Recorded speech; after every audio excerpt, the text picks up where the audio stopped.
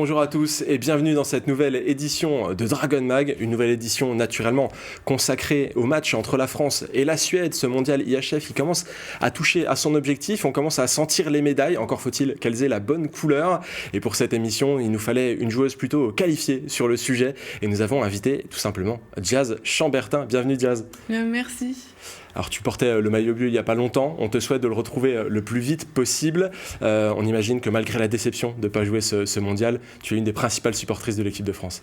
Oui, je regarde tous leurs matchs devant ma télé, donc forcément à fond derrière elles et j'espère qu'elles iront le plus loin possible. Debout sur le canapé par moment, un petit peu avec la tension. Un petit peu, tous les matchs étaient, à part un, étaient quand même assez simples, donc faciles, donc ça va, mais oui, le dernier quand même, l'avant-dernier, contre la Norvège, c'est vrai que des fois on se lève et on a un peu peur. On a l'impression d'être sur le banc par moment. C'est ça. En tout cas, il y en a un qui était debout sur son canapé, c'est certain, c'est Thomas Lavaux, notre chroniqueur du jour, qui nous vient de France Bleu Lorraine Nord. Comment ça va Thomas ? Salut Mathieu, bonjour tout le monde, ça va très bien. Ouais, tu sens les médailles toi aussi ? J'ai hâte d'y être, la confiance est là, c'est pas de l'appréhension, c'est déjà l'envie d'y être. Ouais. En tout cas, je vous l'ai dit, on va essayer de vous proposer le meilleur des avant-matchs possibles sur Moselle TV, et c'est tout simplement la première mi-temps.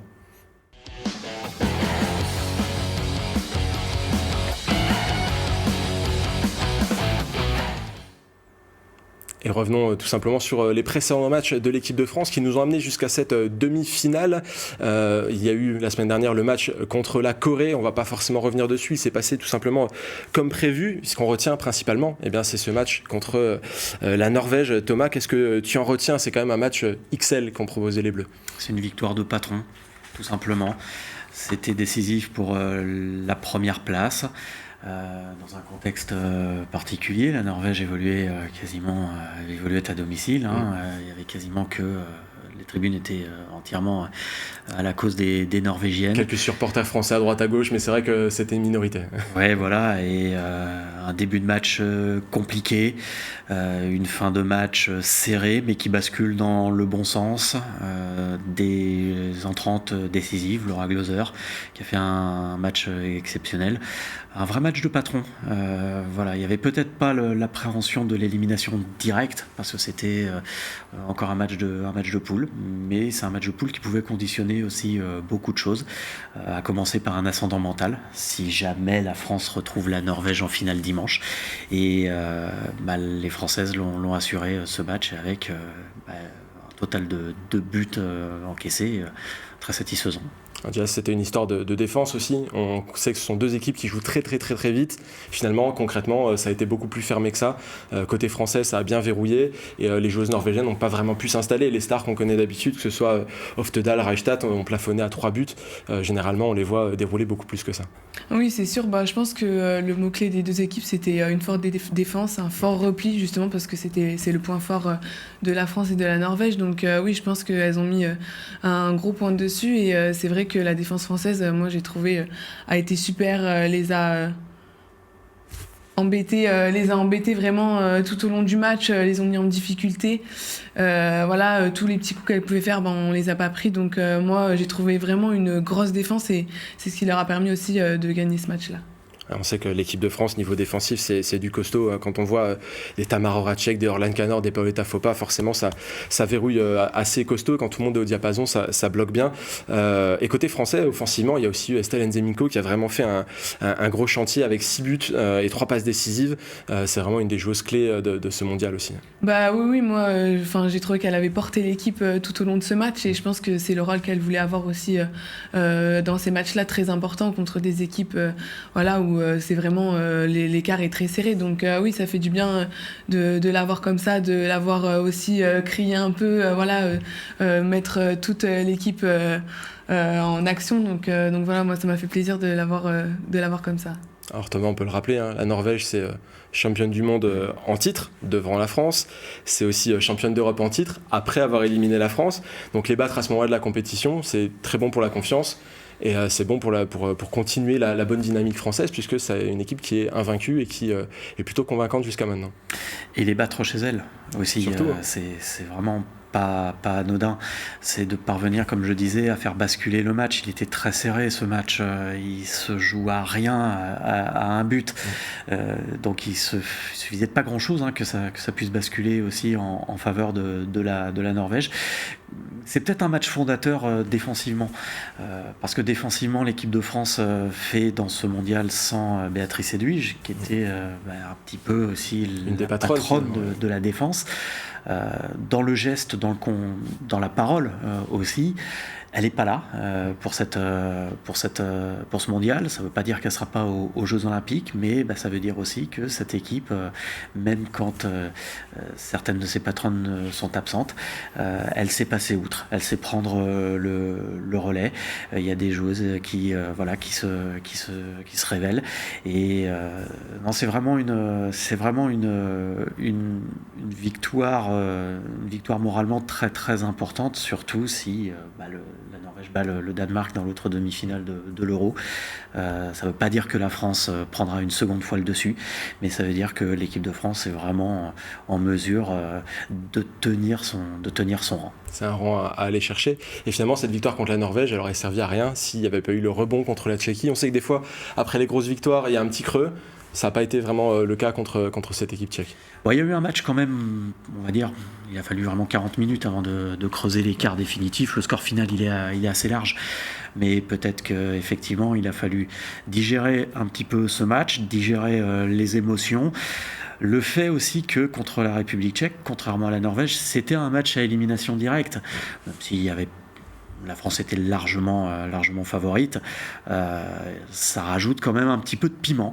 Et la France a l'expérience et puis également, je dirais, à la balle, parce qu'en termes de talent entre les deux équipes, ça se voit sur le score final. Peut-être qu'il a fallu digérer quelques émotions, au moins une mi-temps, mais ensuite, je pense que la différence de niveau a pris le dessus. Pour ce match contre la Tchéquie, Jazz, tout le monde a joué, tout le monde a marqué, comme dans certains matchs de championnat de Metz Handball. Et ce qu'on retient, c'est aussi Laura Gloser qui a fait une partie phénoménale avec 67% d'arrêts. C'est des statistiques qui sont impressionnantes. Quand elle est comme ça, elle écœure tout le monde.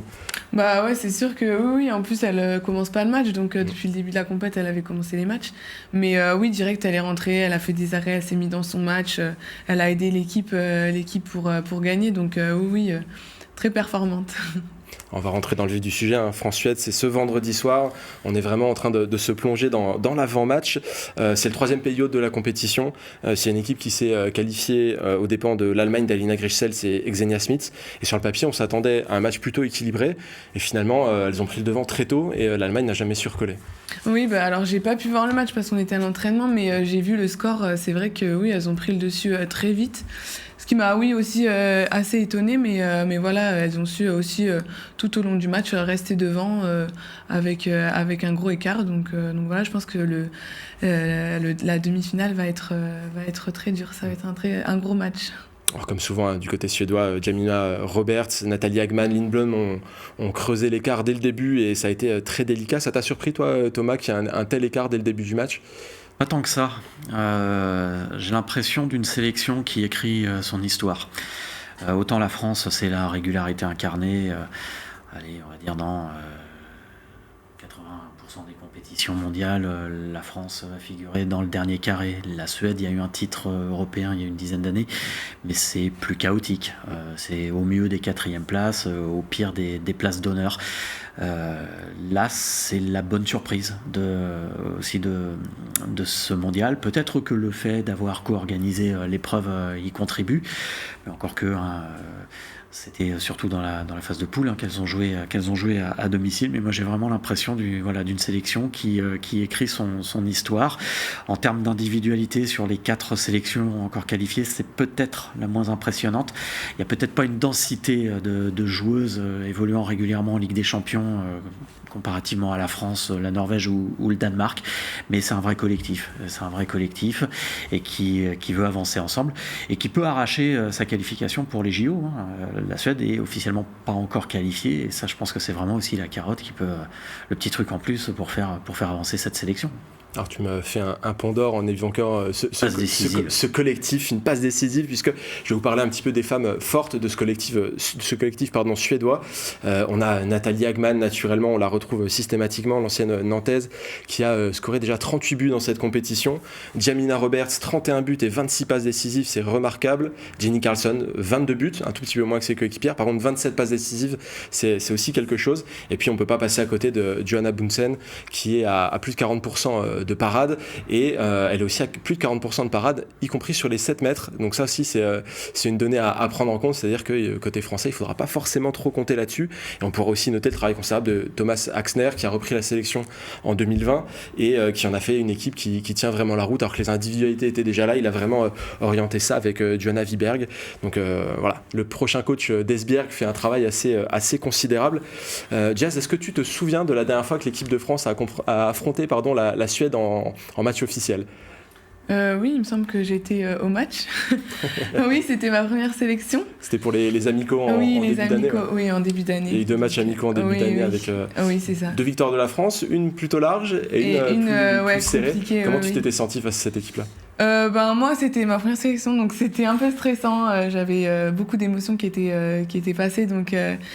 C'est vrai que voilà, j'en garde un souvenir bien et pas bien en même temps. C'est vrai que c'était assez mitigé, mais j'ai quand même pris beaucoup de plaisir. Et après, oui, c'est vrai que le match avait été très serré. Et au final, on avait gagné le match. Donc voilà. Et le dernier match en compétition officielle, on a les images qui déroulent sous nos yeux, c'était en 2021. Il y avait eu de belles performances, encore une fois, de l'équipe de France.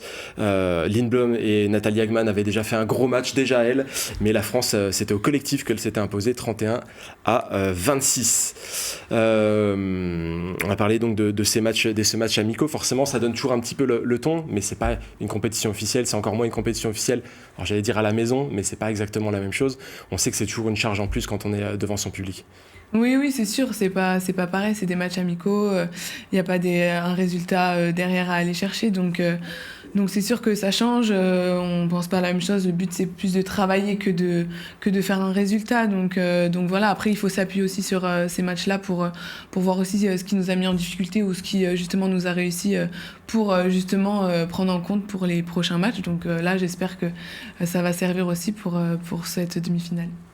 Alors, Thomas, je l'ai dit la dernière fois, c'était une France qui avait joué au collectif face à une Suède qui jouait en individualité. Là, on a pu voir au nombre de passes décisives que ça joue très collectif aussi côté suédois durant ce mondial. Il va y avoir quand même la notion de se méfier de tous les côtés, que ce soit à l'aile avec Nathalie Hagman ou que ce soit plus vers le centre ou les pivots. C'est une équipe qui peut quand même créer des surprises et qui va être dangereuse.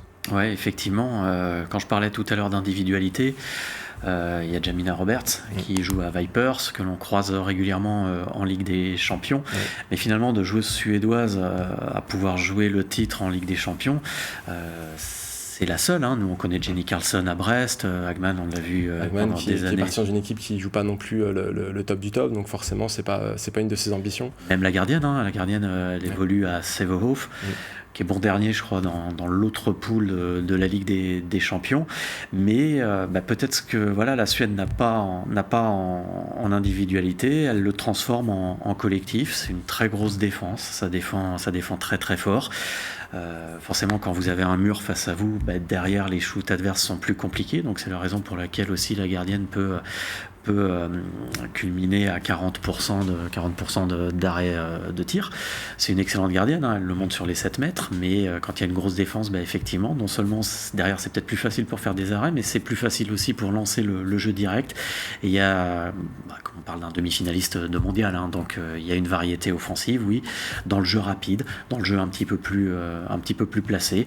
Non, c'est une vraie sélection, à prendre au sérieux. Je pense que la France est favorite, mais comme tout mondial, il va falloir jouer le match à fond.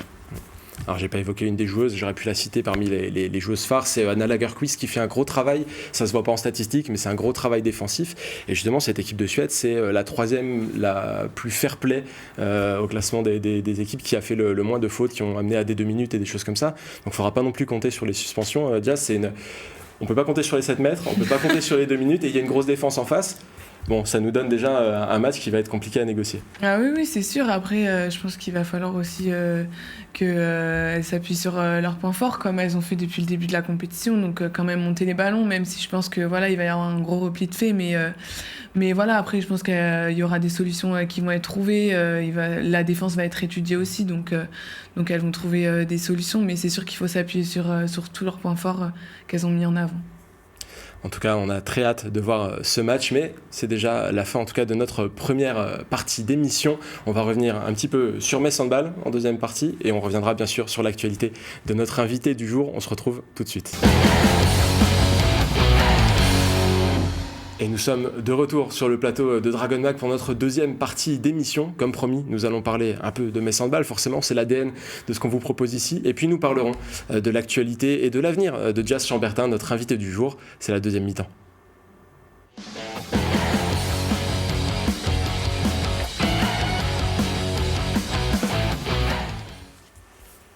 Cette saison, Metz Handball a accéléré la modernisation de sa boutique et notamment de tout ce qu'il peut proposer en produits dérivés d'une manière générale. Et la boutique, elle a ouvert pour les fêtes pour proposer aux fans de Metz Handball et aux fans de handball d'une manière générale la possibilité d'offrir des cadeaux sous le signe du sport. Colline l'expert est allé dévaliser la boutique aux arènes pour nous. C'est un reportage. Écharpes, pulls, casquettes et même calendrier, de quoi réveillonner aux couleurs de Metz Handball. Et pour les supporters cette année, un coup de cœur particulier pour la nouvelle joueuse. Bien sûr, la Dragonnette. C'est pour ma petite fille qui fait du hand. J'ai vu que la Dragonnette, elle apparaissait aujourd'hui, donc je me suis dit, allez hop, on y va. Pour une fois que le Metz Handball sort une peluche à l'effigie de la mascotte, donc il faut en profiter. Déjà une pour moi, puis après je verrai bien, je vais réfléchir si j'en offre d'autres ou pas. Mais la vente phare reste bien entendu celle des maillots. C'est le maillot de Anne Mette Hansen, parce que ma fille aime bien cette joueuse. Je suis très fière parce que je voulais absolument des maillots de Metz Handball, vu que je fais du hand depuis maintenant 2 ans. J'ai pris celui de Valentini et de Emma Jacques, parce que le premier match que je suis venue voir, j'ai flashé sur elle, elle était très forte, j'ai adoré. Et Valentini, parce que c'est une très bonne joueuse, elle joue super bien à l'aile, franchement elle est admirable, donc j'ai super hâte d'être au 24 décembre. Je suis venu pour faire un cadeau de Noël à ma nièce qui habite en Alsace et qui est fan de l'équipe de Metz de hand. Elle-même elle joue et elle est fan justement de Valentini, je pense comme beaucoup de personnes. Malheureusement, je ne l'ai pas trouvé en maillot officiel jaune, mais bon, le maillot extérieur, je pense que ça lui fera plaisir quand même. La capitaine aujourd'hui, Chloé Valentini, est la plus grosse des ventes. Le cas échéant, c'est que là on a des gens qui viennent encore pour en acheter, et puis il y a même en recommandant, on a encore des ruptures de stock malheureusement. Donc Chloé, voilà, il a la plus grosse des ventes cette année. Tout attache au club, que ce soit par le biais des places, par le biais de la boutique, c'est une façon de soutenir le club, de s'identifier à ses couleurs et à ses valeurs, ce qui est important pour nous. On voit de plus en plus de jaune dans la salle quand les gens viennent, alors on n'en a jamais assez, mais en tout cas on est très heureux que les supporters, en tout cas abonnés, bénévoles, partenaires, s'identifient aux couleurs et aux valeurs du club. Pour cette inauguration de la nouvelle boutique, le coach et son adjointe se sont rendus disponibles. On aime, avant chaque match, important ou pas important, se rappeler ô combien le soutien des fans est fondamental pour nous. Ce sont des gens qui engagent du temps, de l'énergie, de l'argent bien évidemment. Et on se doit, nous, à notre niveau, de leur rendre un petit peu tout ça. Et donc voilà, c'était légitime clairement d'être ici pour l'ouverture de la boutique, mais plus fondamentalement d'être là pour rencontrer un tout petit peu les gens qui nous accompagnent tout au long de la saison. Une fois les cadeaux choisis et dédicacés, il ne reste plus qu'à les emballer. Le stand dédié se servira ensuite de l'argent récolté pour financer les équipements des U15. Alors vous l'avez entendu, forcément la star de cette boutique c'est Chloé Valentini, tous les maillots partent comme des petits pains, mais il y a une deuxième star qui commence à monter, c'est Dragonnette, la nouvelle version de la mascotte de Metz Handball qui est désormais proposée en peluche. J'en ai une ici avec moi sur le plateau. Toi tu n'as pas connu la version précédente de Dragonnette, mais qu'est-ce que tu en penses de cette mascotte qui est omniprésente maintenant, que ce soit aux arènes et jusque dans la boutique? Moi j'aime bien, je trouve qu'elle nous représente bien, voilà. C'est une belle mascotte et voilà. En tout cas, on est certain qu'il y en aura beaucoup sous le sapin. Elle est vraiment réussie, elle donne un petit peu envie. Thomas, qu'est-ce que tu en penses de ce développement de cette boutique de Metz Handball? C'est un passage obligatoire désormais pour un club professionnel, c'est d'avoir des goodies et des belles choses à proposer aux supporters. C'est important que la performance sportive s'accompagne de ce genre d'initiative, marketing notamment. C'est important déjà parce que les joueuses savent que il y a ce qu'elles font a un impact réel. C'est important aussi parce que ça peut élargir la base de supporters du Metz Handball. Il y a une base fidèle qui était là depuis toujours et qui sera là pour toujours.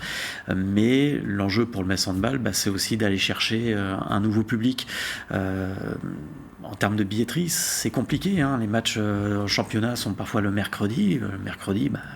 Moi, mes enfants, le lendemain, ils ont école, donc ils vont pas aller sauter aux arènes jusqu'à 22h. Les matchs de Ligue des Champions, ça peut se remplir, il y a pas de problème.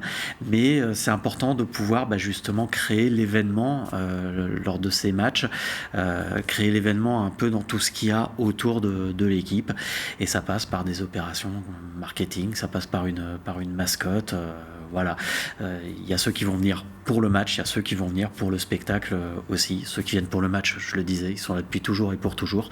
Mais maintenant, l'enjeu, c'est aussi d'aller chercher ceux qui sont peut-être un peu moins branchés hand, mais qui vont venir voir un beau spectacle. On le sait, tous ces éléments, dans une période où le handball féminin, a fortiori, est un petit peu en dents de scie au niveau des équilibres financiers, c'est aussi un vrai soutien quand on fait la démarche de se rendre dans une boutique. En tout cas, cette boutique, elle sera encore ouverte le 20 décembre de 14h à 18h, juste à temps pour donner un peu de jaune et bleu à votre Noël. Ça va être une bonne opération. Et une autre bonne opération, c'est que vous pouvez passer à l'emballage des cadeaux qui se fait juste à la sortie de la boutique, et c'est fait par les U15, et les pourboires serviront à financer les maillots, les équipements de cette jeune équipe. Donc c'est aussi un cercle vertueux qui nous permettra de voir des pépites de demain encore plus aux arènes. En tout cas, assez parlé de Noël et de cadeaux, parce que moi je vais commencer à avoir faim. On va sortir le saumon fumé sur le plateau, ça va pas être possible. On va tout de suite passer à notre conférence de presse.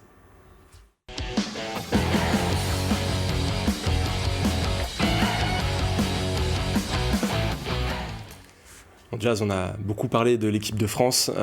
Toi, c'est un regard un petit peu particulier que tu portes sur cette équipe, puisque tu as fait partie de la préparation. Il y a eu une certaine déception de ne pas faire partie du mondial. Comment est-ce que tu as digéré ça aujourd'hui ?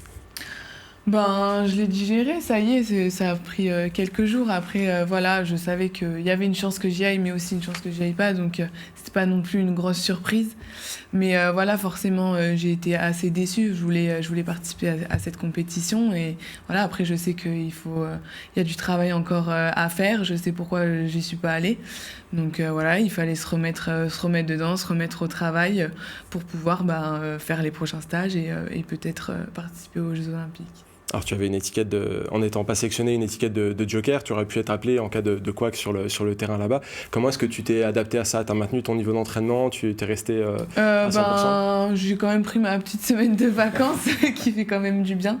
Fallait aussi que je la prenne mentalement pour que je puisse rebondir derrière. Donc après je suis revenue, je me suis entraînée avec Metz, donc je suis quand même restée physiquement prête au cas où. Alors on sait qu'il y a les JO aussi en ligne de mire, c'est certainement quelque chose que tu n'as pas abandonné. On sait que tu fais encore partie des plans. Olivier Crumbles n'est pas connu pour lâcher ses joueuses comme ça, il donne des axes d'amélioration et puis ensuite il y a des possibilités. C'est vraiment quelque chose que tu as en tête ? Oui, forcément, je l'ai en tête. Après, je sais que le chemin est encore long, il reste encore plusieurs mois à prouver, à aussi évoluer. Donc après, c'est un objectif que je me fixe dans ma tête et je vais tout faire pour pouvoir y aller. Thomas, une question sur cette thématique de l'équipe de France avec Jazz ? Quand tu dis que tu as pris ta semaine de vacances, tu as totalement coupé, on se tient quand même sur le qui-vive, on fait une petite sortie, un petit jogging Moi, il fallait que je coupe personnellement. Alors, ça dépend des joueuses. Des fois, je vais avoir des vacances et je vais ne pas couper, mais là, fallait que je coupe pour pouvoir justement après me remettre dedans, parce que j'avais besoin de ça aussi. Donc là, j'ai vraiment coupé. C'est l'effet double calendrier, 2 matchs par semaine que tu découvres un peu. Peut-être aussi l'enchaînement aussi avec le stage. C'est vrai que je suis pas forcément habituée à avoir ce rythme-là. C'était un peu la première fois, donc voilà, j'avais besoin de couper, de voir mes proches pour repartir. Mais c'est vrai que oui, l'enchaînement a été un peu compliqué. J'étais un peu fatiguée aussi, mais là, ça va. C'est une question qu'on pose quasiment à chaque recrue au Metz Handball. Quand on arrive à Metz, c'est quoi la principale différence finalement ? Est-ce que c'est dans le niveau de jeu, dans le niveau de la concurrence, dans le niveau de travail, où se situe la différence ? Bon, c'est un peu de tout, hein. Je dirais pas, il n'y a pas un truc en particulier, mais oui, c'est vrai quand on arrive... c'est aussi physiquement, moi au début ça a été un peu physiquement, aussi la charge de travail qui était plus importante, mais après on s'adapte aussi quand même assez rapidement, vu justement le nombre d'entraînements qu'on a, c'est vrai qu'on peut vite s'adapter, mais voilà, après oui, les coéquipières qu'on a à côté de nous aussi qui ne sont pas les mêmes, donc voilà, il y a un peu beaucoup de choses qui changent, et voilà, c'est sûr qu'il y a un temps d'adaptation, ce qui est normal, mais je trouve qu'il se fait assez vite, donc ça va. Justement, sur cette adaptation-là, en arrivant à Metz Handball, sportivement sur le terrain, on t'a vraiment vu monter en puissance au fur et à mesure des semaines, des matchs, au fil des mois même. C'est vraiment quelque chose que tu as ressenti aussi de ton côté, que tu t'adaptais petit à petit à cette équipe-là, et c'est peut-être aussi lié à la confiance que peuvent te donner les coachs. Oui, forcément. Après, voilà, plus tu t'entraînes avec les filles avec qui tu joues, mieux c'est. Donc forcément, oui, j'ai senti aussi les petits caps que je pouvais passer de semaine en semaine, mais oui, c'est sûr que voilà, je sais que les coachs me font confiance, donc voilà, il faut que je montre mon jeu au fur et à mesure, et oui, je prends de la confiance petit à petit. L'arrivée en Ligue des Champions, c'était quelque chose aussi pour toi ? On sait que beaucoup de joueuses viennent à Metz justement avec ce rêve de jouer la Ligue des Champions. Au moment de poser le pied sur le terrain, ça doit trembler un petit peu, non ? Bah alors moi, mon premier match, franchement, j'ai été super excitée. J'avais pas du tout du mauvais stress. Je me suis dit, c'est une expérience de fou quoi que je vis, donc j'ai vraiment pris que en positif, et c'est vrai que j'ai été très contente de jouer, très excitée. J'avais envie de mettre les pieds sur le terrain, m'exprimer. Donc non, ça a été une belle expérience, une belle première expérience. On sent que tu prends beaucoup de positifs de cette première saison à Metz Handball. C'est ce qui t'a amené aussi à signer une prolongation. C'était évident pour toi de rester pour une saison supplémentaire ? Évident, je sais pas. C'est jamais évident, on va dire. On se pose toujours plein de questions, mais c'est vrai que voilà, j'avais envie aussi de continuer, d'évoluer. Je trouve qu'un an, c'est très peu dans une carrière, et j'avais envie aussi de pouvoir continuer l'aventure avec Metz, de pouvoir apprendre aussi au quotidien avec les joueuses, avec le coach, vu que Manu re-signe. Donc forcément, c'était, je vais dire, dans ma tête peut-être une suite logique, mais voilà, en tout cas, je suis super contente de prolonger pour un an de plus. Thomas ? Justement, quand tu décides de signer à Metz pour une joueuse française de potentiel, tu étais déjà dans les petits papiers de l'équipe de France à cette époque-là. Quand on signe à Metz, on se dit, voilà, j'y vais vraiment pour passer un palier, j'y vais pour m'imposer, j'y vais pour faire mon trou en équipe de France. Mais quand on voit en même temps les autres joueuses recrutées par le Metz Handball à ton poste, quand on voit la base arrière, c'est peut-être la base arrière qui sera championne d'Europe. Enfin non, c'est la France qui sera championne d'Europe dimanche. Mais c'est du monde, attention. Du monde. Quand on voit les joueuses aussi, est-ce qu'on fait un peu plus profil bas ? On se dit, voilà, c'est vraiment des joueuses aussi qui vont pouvoir me transmettre un peu leur vécu, leur métier, leur expérience. Oui, bien sûr, il y a de la transmission qui se fait.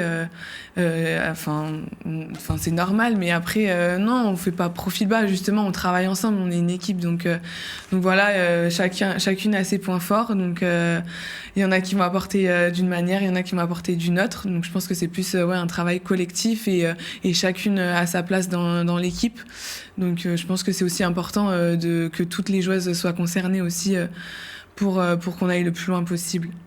Alors on l'a dit, la première partie de saison a été particulièrement dense entre la découverte et puis le niveau de jeu.